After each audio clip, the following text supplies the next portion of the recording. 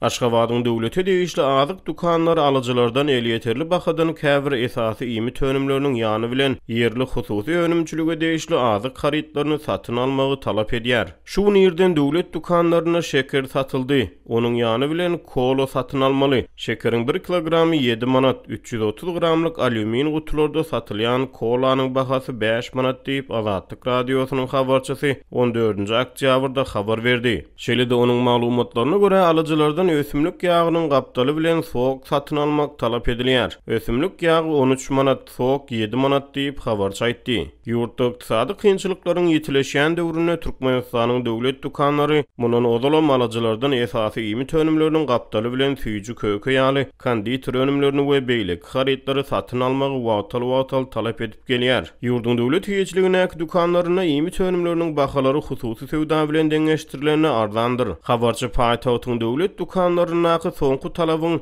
yerli önüm öndürjüleri goldamagy gönükdirilendiginiň aýdylýanlygyny habar berdi. Häkimetler yerli önüm öndürjüleri goldamak üçin adamlary zerur önümleriň gapdaly bilen soğuklary, içkileri, tamatlary, gawa gaplanan suwlary satyn almaga mejbur edýärler diýip habarçy aýtdy. Ol Aşgabatda şekeriň gapdalyna goşulyp satylýan kolanyň bir yerli hususy telekeçi tarapyndan öndürilýändigini, yerli önüm öndürjüleriň döwlet tarapyndan pul kardlary bilen üpçün edilýändigini habar berdi. Olaryň kömegi bolmazdan häkimetlere ýakyn telekeçiler çökerdi diýip habarçy ýagdaýdan habarly gurrun döşlerine salgylanyp habar berdi. Resmi metbuata görä hökümet maslahatlaryna ýurtda hususy telekeçiligiň ösdürilýänligi aýdylýar. Azatlyk radiosynyň habarçylary häkimetleriň yerli önümçüligi erkin bazar gatnaşyklaryna gawat gelmeýän mejburi talaplary bilen ileri tutmaga synanşanlyklaryny habar berýärler. Oktýabryň başyna resmiler Lewapda egin eşik töwdasy bilen meşgullanýan iri dukan eýelerinden hemde bazar töwdegärlerinden diňe yerli önümçüligi diýişli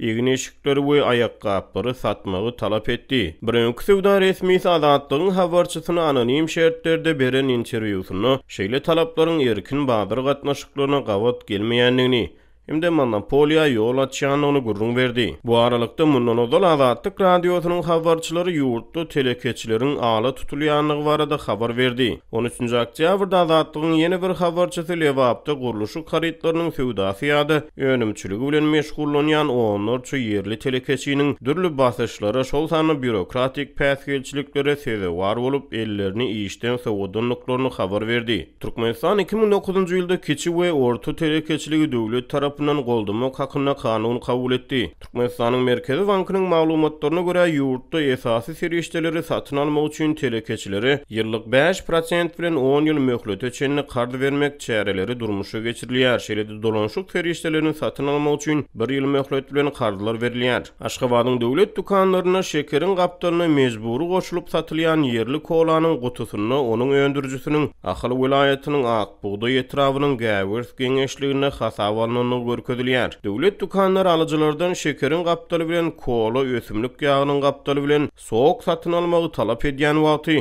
Aşgabatda çörek nowatlary dowam edýär. Çöregiň nowaty uly diýip habarçy 14-nji oktýabrda paýtagtyň döwlet dukanlarynyň öňündäki çörek nowatlary barada habar berdi. Beýleki bir habarçy Aşgabatyň eteklerindäki käbir owalaryň ýaşaýjylarynyň Aşgabatyň döwlet dukanlaryna 60 teňeden satylýan bu hanka çöregini satyn almak üçin 10-15 kilometr ýol söküp paýtagta barýanlyklaryny habar berdi. Soňky günlerde çörek öpçünçüligi düýbünden yaramazlaşdy diýip habarçy aýtdy. Türkmen resmileri ýurdun yaramazlaşýan azyk öpçünçüligi barada habarlary açaçan boyun almaýar. Döwlet mediýasy ýurtda azyk bolçulugynyň döredlendigini aýdyp häzirki döwri berkararlyk we bagtyarlyk zamana satlandyrýar.